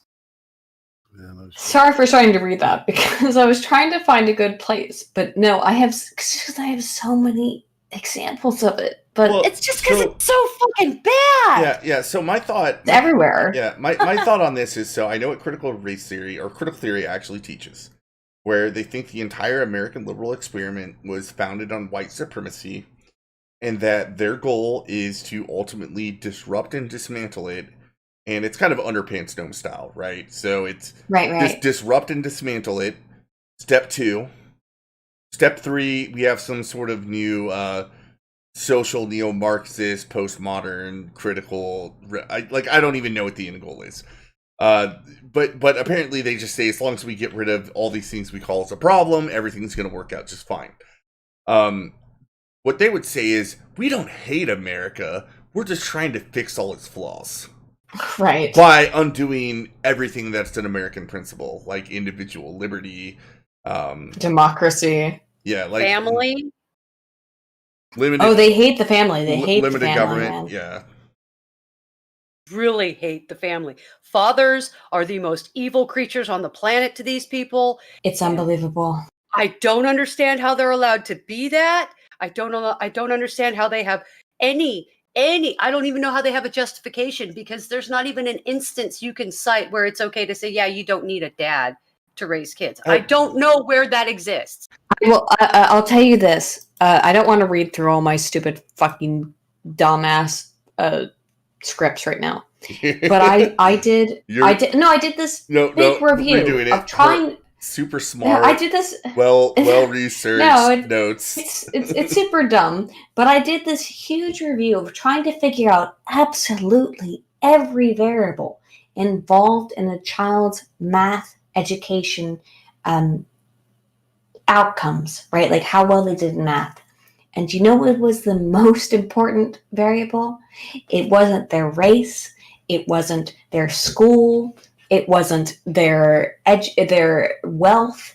It was I'm going to guess family. If they had 2 parents in the household. And if you had 2 parents in the household, there you go. That's it. It's having 2 parents and having very supportive parents, and that's basically it. Far from right-wing groups have actually measured that as the most likely measure of whether or not a child's going to succeed in life. I mean, I've seen that before, but I had to do it. I've seen that before, but I had to go do the research myself to be like, yes, every study finds this. I seem to remember back in like the late 90s, the CDC and the FBI released studies that said that kids that had 2 parents in the household were less likely to become drug addicts, overdose, commit suicide, go to jail, be engaged in violent crime. They were less likely to get divorced. They were less likely to experience STDs. I mean, it was like, and that was the government. That was the federal government releasing that information. I remember reading it in college and going, why the fuck is the government even involved in this? But okay, that's kind of a cool study. There was like a left-wing group called the something for Family Research that said the same thing, that lined up exactly what the Heritage Foundation is, which we know is a right-wing group. I mean, almost any group that's done objective studies realizes that it's more complicated than that, and that a strong family unit it's more complicated than the critical race theorists want to make it out to be. And a strong family unit is a very good predictor of whether or not a child's going to succeed in their adult years. Well, and I think precisely. No, just real quick. This is what I catch all the time, is that like, oh, you don't believe in critical race theory? You're a racist. You're a sexist. And it's like, no, I just think things are more complicated than you're making them out to be. And as a scientist, I am concerned. That's all I'm saying. Well, and that goes back to what I said earlier, is I think the reason a lot of people are clinging onto this, besides the fact that they're just indoctrinated with it, is it gives them back the easy answer to why there's so much disparity in society. The easy answer is racism, right? Racism is something we can actually fix, and we've done. Like, we have a proven track record of making racism less and less pertinent by diminishing the importance of race amongst the population. That's easy. What's hard to solve is looking at the black community, for example, and just being like, okay, it turns out there's no racist that is pointing at them, telling them they can or can't do anything. There are severe cultural, socioeconomic problems that need to be solved that nobody, government doesn't have the ability to wave a wand and even answer those questions. Yes, that's the answer. Government cannot fix this. And that causes a huge problem. Morality. Yeah, that causes a huge problem to people that have a collectivist mindset versus people like me, which is, like I said, the whole race and IQ thing. I don't care. It's not a big deal for me. I don't care that much. But if that's the case, we need to know. We need to know, and know. we can actually adjust the way we teach certain kids, right? Not give everybody a trophy. We could. What I'm saying, we could address it specifically to understand that, some people aren't going to grow up to be doctors, and we need to target them where they're at, and then. Yes, I do agree with that. I do agree with that 100%. Real quick, what I have to say about that is that, unfortunately, whatever. I don't care what people think.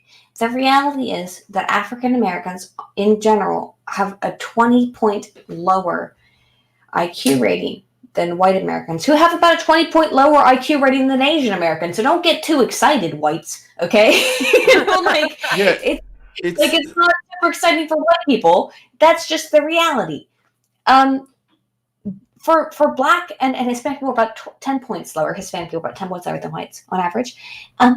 These are not deterministic scores, but we shouldn't say like, hey, you should aim to be an astronaut. How about you aim to be, I know this is going to sound bad, a plumber. But guess what plumbers make? Huge amounts of goddamn money.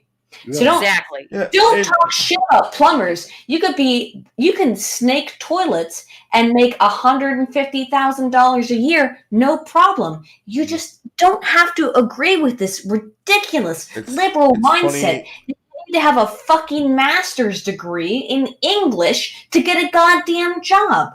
Go to a trade school. Yeah, it's funny. My grandpa died a millionaire, and he was a vet and a plumber. I was going to say that's what I was going to say. Your intelligence doesn't determine your worth, just like it doesn't determine your ability to succeed. Because you know what? Yes. I know a lot of really stupid rich people that got themselves there on their own. Exactly. Well, and nor does it really matter if it's like how you break it down that there's a separation in intelligence. Like the goal in a liberal society is to give everybody the best chance they can to succeed as themselves. Right? Not try to force them. Not try to force them. I think we do a good job, but what we're trying to do is force things upon people that are detrimental to everybody by trying to pretend that we can get equal outcomes when we can't. There's no such thing as equal outcomes. We're humans. Yeah, it's impossible. Once again, even between first children versus other children of families of any size, the first child in aggregate wins out dramatically, measurably, demonstrably. It's just because they get more resources. There's a physiological explanation. You can look at it physically. There is a reason. Yeah. When you only have one child, you have more time and resources to dedicate to that one child. Yeah, once you start adding children to it, it's not even complicated. It's just reality. It's if you have more of a thing, you're going to have to pay more attention to the more of a thing than if you don't, especially if it moves independently on its own. Yep, exactly. It's nothing about disparities or anything else. It is just a physical reality of you only have 2 eyes, 1 mouth, and a pair of hands. You can't do more than your physical body allows you to do. I don't understand why they create it as a disparity. Like you're saying, everybody says the oldest kid gets the most stuff. Well, yeah, it's an obvious outcome. Well, it's like if you walk into a wall, it's gonna fucking hurt. yeah. Whoops! Well, I can't believe this wall hurt. How could that ever have happened? Wait, that idea is completely subjective, and we can't count on that to absolutely be true for everybody. You can't count on the wall hurting your forehead to happen. Yeah, I know. Remember, there it goes. Sorry. Don't deny Atema her truth. No. What if the wall's made of marshmallows and it feels good? Damn it. It feels great. Oh my god, don't you know? I just feel. Sorry. I actually did have one more bullet point that is kind of outside of. We'll go and bring it up. We got time. So I know you know about the Grieben study affair where Peter, James, and Helen, they all came together and they wrote some fake papers. Well, some of those papers. I know James and Helen fairly well, so okay, let's go. I actually, this is kind of tangential. I would actually love to see you and have a conversation with those people on one of your videos. I think it would be fantastic and super informative. It happens on Twitter all the time. But it happens on Twitter. Yeah, it would be fun to see on stream. I would love to see it. Yeah, I would love to be a fly in the wall with you and Helen talking. That would just be like the most amazing. I've done an interview with Helen. I don't remember when, but we did a call together. But yeah, I'll try to see if I can get her on again because I love her and she's truly a wonderful person. Oh, she's plucky as all get out. I just think she's adorable. She is great. So the point I was trying to get out of, as an academic, these journals pulled all their studies that they posted. In some of the studies, they didn't have any quantitative data because it's not required to be published in a CRT journal. It was just Nope. them saying things they don't believe. But the journal believed it, and they published it. Should they have been able to retract it just because the person that wrote it didn't believe what they were saying? According to their own compunctions and their own standards of publication, no, they should not have retracted those studies because they met the quality that the studies were offering, the journals were offering, excuse me. Geez, where do I start with this? This is a hard question. Sorry, like sometimes like I give like a nice answer and then like I get into my real weird like academic brain. Yeah, I want your weird academic brain on this one. Okay, this one is very serious, kind of. An academic publication that is given any kind of credence needs to be held to some significant scientific standard. The journals that they submitted their publications to are really not. They're opinion pieces, okay? And via that notion, yes, those journals are allowed to remove the pieces because they are opinion pieces. They should not, however, at the same time, present themselves as academic journals. So it's a bit of a complicated issue, right? You can remove what they said, sure, but then you also have to say, we are not an actual scientific journal. And if you just say we are an opinion piece journal, we are whatever we want to say we are, that's fine. But you cannot also say that you're scientific while removing those data because they met all the standards of your publication. So pick one. Either you're not scientific or you are scientific and you have to remove it and you have to never, ever, ever publish any data that met that kind of criteria ever again. Yeah, I completely agree. It's kind of like if Einstein published his theory of relativity, and when he published it, he didn't believe it was true, even though every scientist that tried to replicate it believed it was true. Yeah. Right? So whether or not Einstein actually believed in his theory of relativity is irrelevant to its actual truth. I don't think anyone who was reviewing the research on the dog park fucking study believed that research was true. But whatever. No. But it made the point, and that's one they can throw out because the data was fake. But the one they can't throw out was the one. No. The data on the dog park study weren't fake; they were real. Oh, that was real. It was? Okay, I forget which ones. And James both went to dog parks, or no, it was just Helen that went to the dog park. Yes. Okay. She went to the dog park and conducted research on dogs fucking each other in the park. I got that one wrong. I think it was the conceptual penis one. That's one where the data was faked. Well, no, nothing in their studies. No. No, some of them. Some of them they admitted the data itself is fake. Like they didn't actually have the guys to do it. But I know for sure the one that was the Mayan Kampf rewrite where they just replaced the Jews with the patriarchy and the Germans with intersectional feminists. That one had no underlying data behind it, but it was published with exemplary scholarship, and they should have just had to eat it and publish it. Listen. Okay, you have to understand that the average feminist paper doesn't require data. It just requires opinions. So them publishing, which I believe, I can't remember the name of the study of the paper now. The paper that they published, the Mein Kampf edit in, was a feminist or intersectional level scholarship journal that does not require data. It is a critical cultural level journal that does not require science. It does not require data. It's just feelings. In which case, they were 100% fucking qualified to put in Mein Kampf as a real piece of research because there are no standards for that journal. I've kind of thought that was the whole point they were making, was that there were no standards and you could just talk whatever shit you wanted and everybody would say, oh, it's so true. Well, and I thought, yes. The irony was that they found there were standards, but it's the opposite of what you would expect in academia, where the standards were only that you were arguing to the correct point. Yeah. It's that basically as long as they argued a far leftist point, they could get literally anything that they suggested published. And as someone who has published scientific data, as someone who has published in multiple scientific journals, that's terrifying, because when you submit that publication, it is so nerve-wracking, because you're being like, oh, gee, I hope my study's up to par. And then you find out that all these people don't give a shit, and they're just a bunch of weirdos who only care about how freaking intersectional your research is. They don't care.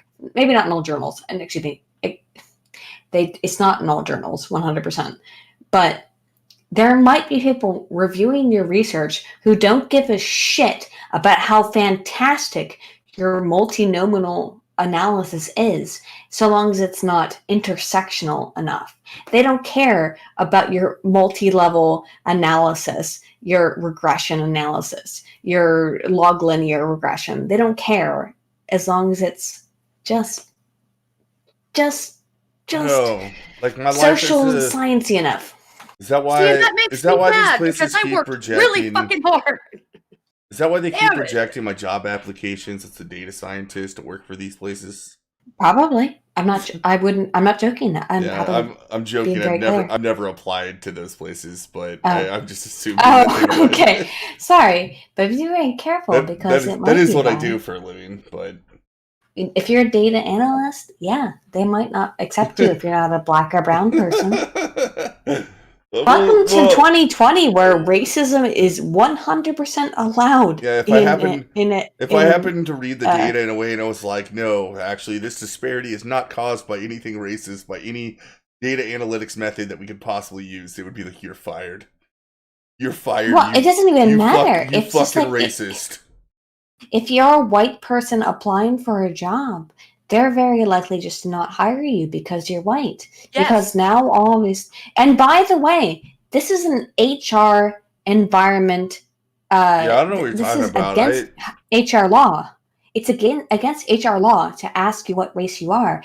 But be very clear. If you are applying for a job and they ask you for your race, you should 1000%, everybody in the chat, everyone listening, just say decline to answer. Please decline to answer. Please decline to answer, because they will use that to determine whether or not they want to hire you based on a whole bunch of other factors, based on whether or not they think they can get something out of hiring you. Do not answer that question. You are not required to answer that question under human rights laws in the United States. Yep. Do not answer the question of what race you are. Never answer that question. The reason I know you're right is because just my own work. But like they partnered with I forget the name of the company. I probably shouldn't say it anyway, just to make sure I'm not exposing where I work. I'm telling you, like I said, they partnered with a company that does diversity, equity, inclusion, and they have their own KPIs, right? Which are, those are the main performance metrics that they're measuring your abilities in workplace to adhere to diversity, equity, inclusion. And basically, all they published was that you are hiring people in every position based on the race of that group in proportion to the population that you're hiring from. Yeah. So the only way they can do that, the only way they can possibly meet those KPI metrics is to discriminate based on race. But the way you can overcome that is that if you are someone who is submitting yourself for a job, never answer the race question. They're actually legally not allowed to ask you that question. They are asking you that as an optional question. Please, everyone listening, if anyone can take anything out of this, HR people are legally not allowed to ask your race. So just don't answer that question. It's an optional question. Never, ever answer it. But how do you feel about the Elizabeth Warren strategy where you just check the box for Native American? Then you're a piece of shit. I'm sorry. Well, then you're lying and using somebody else's heritage to get ahead. I mean, it's no better than, I'm not going to hire white people. But my great-grandma told me that back, her grandma was half Indian, so... Yeah, well, my grandma has black hair at 90 years old and green eyes. Tell me she's not half. Yeah. Did you see that they actually did like her genetic racial thing, and she's like 10%? I can't believe she released it. No, it was like 0.001%. It's not like that. 0.001%. Sorry. Yeah, it was like 0.001%. Okay, like, Elizabeth, thanks. I can demonstrably show I am more Native American than her because my mother's dad was a quarter Indian. I mean, I know that like he died, but like he was part of the tribe or whatever, but my mom didn't qualify at 1/8, whatever the tribe was, because different tribes have different rules.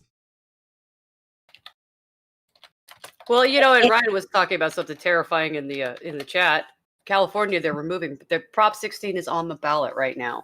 They're going to remove it. It's fucking insane. Like, no, you're removing civil rights protections, and you think this isn't going to? Oh, this is insane. Well, they have to. Like, that's what's funny is all our anti-discrimination laws have to be revamped in order to work in a critical theory world, because it requires discrimination to happen.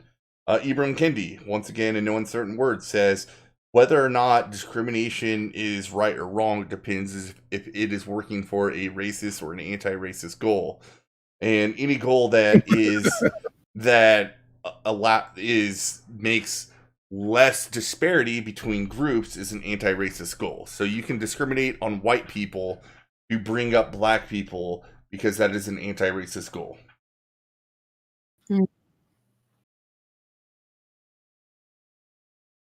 I just find I wish I was making this up, but that's no, you're right. Straight from what he said. It's absurdist that we have to even deal with this, and that we have to now like correct our language via what is currently okay via the U.S. government over this kind of stuff. It's completely ridiculous. Yeah, and another thing we bring up on the stream, just because I guess we're going to win the full 2 hours, so we have a little bit of time, is how to talk about this stuff. And it's really easy for right-wingers to look and be like, oh, this is just like another Trojan horse for Marxism, which isn't exactly wrong, but they have easy ways to deflect it. I just feel like people need to be equipped with at least enough knowledge to be like, okay, look, it's not exactly Marxism, but here's how it's related. And be able to explain that to your layperson, which is very difficult, I believe. Because I do think it's such an insular academic ideology that it's been well shielded from most types of criticism, that there's not an easy way to go to explain to people. It's like, no, this critical race theory, it's not what you think. It's actually incredibly racist by any classical definition. But you have to have a lot of knowledge just to even get there and explain that to somebody. So what would you advise, AYDIN? In terms of trying to get around critical race theory? Yeah, I mean, just explain to people that this critical... Like, how would Donald Trump answer the question in a way that they can't incriminate him? There might not be an answer, because I think they've kind of foolproof themselves with logical fallacies. Yeah. There is no way he could answer, because the way that they have fermented themselves into the academic system is that we are anti-racism, we are the good guys, we are the perfect people, we are completely morally absent from judgment. We cannot be judged. And as a result of that, there's nothing Donald Trump can say. The fact of the matter is that independent governmental institutions are consistently banning critical race theory, because not just what Donald Trump has said, but because what critical race theory is inherently racist. It is a horrible, horrible system that will only lead to, in my opinion, and I do not say this in a vacuum, and I do not say this without significant scientific evidence, it will only lead to poorer performance for students of diverse academic backgrounds. Why we cannot do this is because it is significantly deleterious and harmful to Black and Brown students. It will hurt them. It will harm them academically. It is a very, very bad idea. What the government, or actually what government critical institutions and what news institutions will do in terms of castigating Donald Trump will be to say, like, he's just wrong, he's just bad, he's just racist. But the reality is that if we continue under the current system of education that we have, we will fail students for a generation and produce a generation of students who cannot conduct basic level math. Yeah, because if you're telling them they're stupid because of their skin color, they're never going to have any confidence in what they're doing. Well, now what they tell them is because you're black, you're smarter than everyone else and you don't have to do anything. Oh, God, that's even worse. Oh, God, that's even what. Yeah, you're just going to create spoiled brats. Yeah, like, I would say it's another one of those things where, like, you're completely right, Aiden, that's what they're telling black students, but they're doing it in more words to the same effect. Yeah, they don't tell them that directly. They don't say, you're black, therefore you're good at math. Yeah, they just say, if you're not good at math, it's because of a white racist system. Exactly. So let me just give you an A anyway, because fuck whitey. That doesn't help at all. It really doesn't help. No, because then you have somebody without an education of any sort. You haven't actually taught them anything. It's like what they do with disabled kids in school. Yeah, I'm sincerely worried about these kids. And people think, oh, no, you don't. You don't care because you're just a white supremacist. No. Yeah, you don't understand. I am sincerely worried about the future of America. And that involves children who are being educated under the system. Of course I'm worried about them. I'm an educator myself. Of course I am. Yeah, so for the people that have watched the stream is basically what they're telling black students is a form of, you have this certain lived experience that white people don't have, which is the only reason you're being bad at math, because white people don't think that lived experience is a proper way of going about things when it should be. And I think everybody watching would understand what I mean by that, because we talk about lived experience a lot on this stream. They are saying essentially that you are lesser than, you are worse than white people, and the reason why is because of systemic racism, and you can never ever be as good as a white person. And to me, that's the most racist fucking thing you could ever goddamn say, because there are black kids and black adults who are geniuses in math. And do we really want to put them into this kind of system where we're just saying, no, don't try to be good at math? Well, you're saying that if you're good at math, you're white. Right. I guess that's it, right? You're removing people's individual agency for immutable characteristics that have nothing to do with their ability to acquire the information. Yes, there may be some generalized overall genetic possibility that you will be bad at math, but that doesn't mean you will be bad at math, because, learning is a thing that humans have done since our brains became brains. So, like flipping this around. So if you have a black kid with black parents and they're good at math and their kid is excelling at math, and they want to keep going and excelling at math, there's a very good chance they're going to be accused of acting white. Oh, they are. I've heard it. It'll be like, you're acting white. You're pretending to be a white. Yeah, but and that's a real thing written about in theory. Like it's an actual thing they believe in. It's they would ascribe some sort of false consciousness onto you for believing that your kid can actually just get past the racist system that you're in, and all that's really happening is that you're being white complacent. But at the same time, they're encouraging the worst stereotypes about people.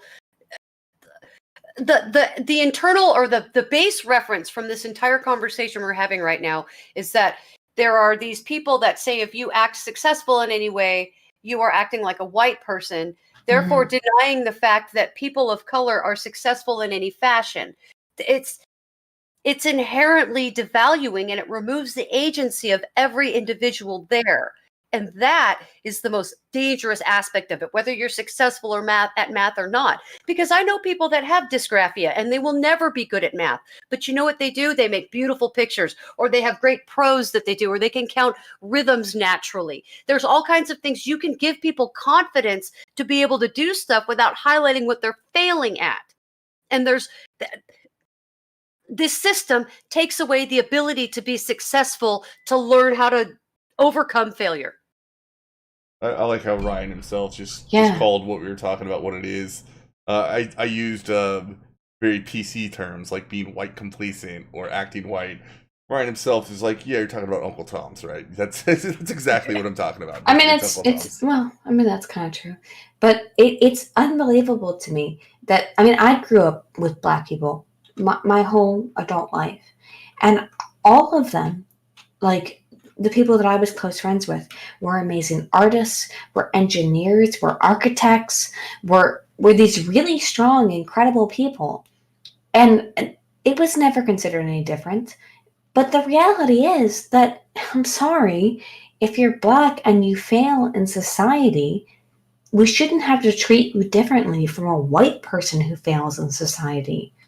Not everyone succeeds. Like I'm fine with, I'm fine with the principle that people failing in society, we should figure out why and try to prevent it, right? I'm fine with that ideology.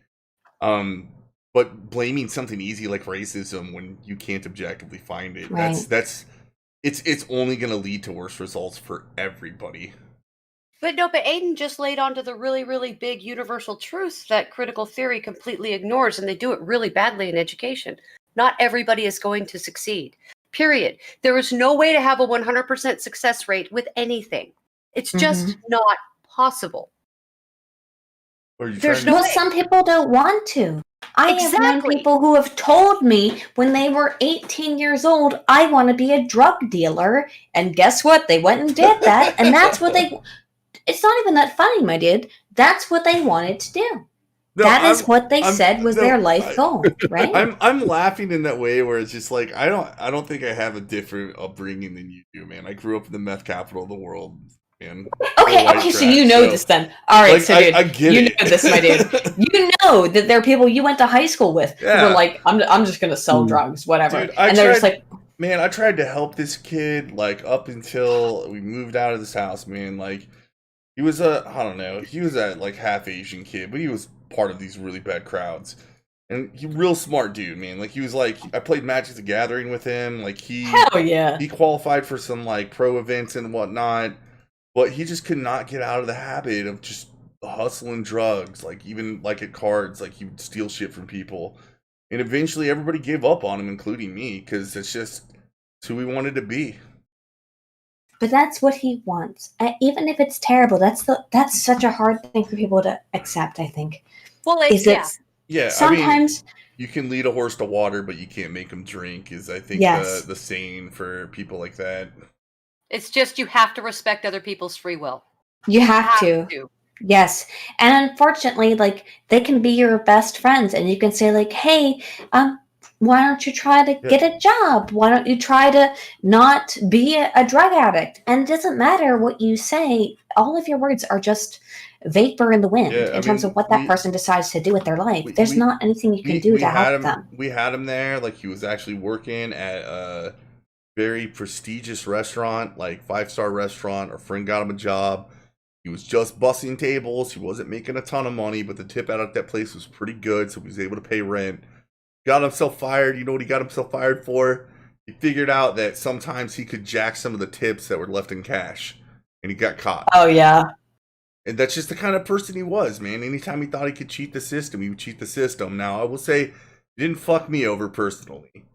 Because he had, I don't know, like, certain people like that, they have, like, nobility amongst thieves, even though I wasn't a thief. But, like, I was just, like, an actual friend of his. He wasn't going to screw over family, but he'd screw over anybody else.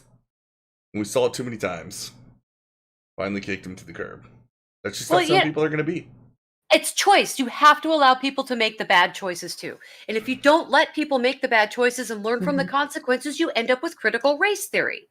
Yes, exactly. You have to allow people to make bad choices. No, you're 100% right. You have to allow people to make bad choices. We only have 3. You can't grow, and if so frustrating. I know, it's hard. That's the problem, right? Is that critical race theory kind of doesn't allow people to make bad choices. And the astonishing and wonderful thing about our society in the United States is that if you are a high school dropout, your life isn't over. It's not over. You can still come back and get some kind of degree. No, you can get some kind of degree. You can get a professional program. It's harder, maybe, but you can still go do. You can go. Yeah. You can 100% go get a degree in a trade. You can go back to school if you go get your high school diploma. You can do all kinds of stuff. Your life is never over. Your life is never ended because of something that you fucked up when you were 17. Yeah. Your life has never fucked up because of a decision that you made when you were 17. So everyone should just be aware of that. I mean, I have examples of that at my own work. I got a good friend that I work with. He's part of data science and analytics. He grew up in the south side of Chicago, dropped out of high school, did the hood thing for a while, ended up going to get his GED, went to the military, went AWOL, went back to the hood thing for a little bit. Then he just moved and got out of it because he wanted out. And he worked at Walmart for a long time. But eventually, things kind of worked out for him. Went to community college, got a degree, got a job, worked hard at the job, right, at an entry-level position, not making a whole lot of money at the company I am now, just proved his worth, and now he's comfortably middle class. My physics mentor, my professor that got me through all the processes of doing the experiments and helped me build the experiments and everything, he was a high school dropout. He had a PhD in plasma physics. Hell yeah. He had a doctorate in plasma physics. Hell yeah. Okay. So you can be and he never got a GED. He just went to community college and then transferred to university and got all his degrees. And now he runs a physics department at another university. It's you can do whatever you want to do. Fucking Richard Branson, one of the richest men alive, dropped out of high school. It's about motivation. Yes. It's about motivation. That's it. Yeah. And when you don't let people fail, they don't acquire the motivation. There's another problem we're not talking about here where our education system is geared towards helping the lowest common denominator, which leaves the people at the top of the bell curve behind often.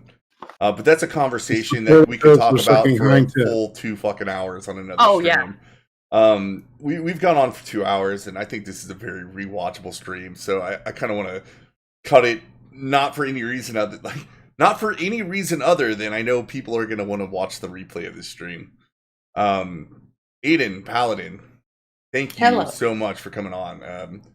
You were incredibly informative to me. Like, I really wanted you on just because I knew you were going to teach me things I didn't know. And I also loved how I went through my bullet points of things I wanted to ask you, and just through your talking, you answered them. So that was fantastic. I'm so happy. Well, so we decided to do this a while back because critical theory was something I was becoming interested in. I felt like the YouTube skeptic community, especially if you go back to 2016, failed because they would always point to this. They would call it cultural Marxism, which I think is a fair pejorative, but it is a fair pejorative. But they weren't going into the actual research. They didn't have the full understanding, and with a lot of the stuff James Lindsay was putting out, plus other things I was hearing and seeing this affect my workplace, I decided I wanted to do a stream about it. And we eventually moved it over to iRate's channel because he cares about his YouTube channel. But we do talk about this every Saturday, so if you ever have something about critical theory that you just want to rant on a live stream instead of make a video about, or maybe just bounce off your thoughts before a video, you're welcome any Saturday.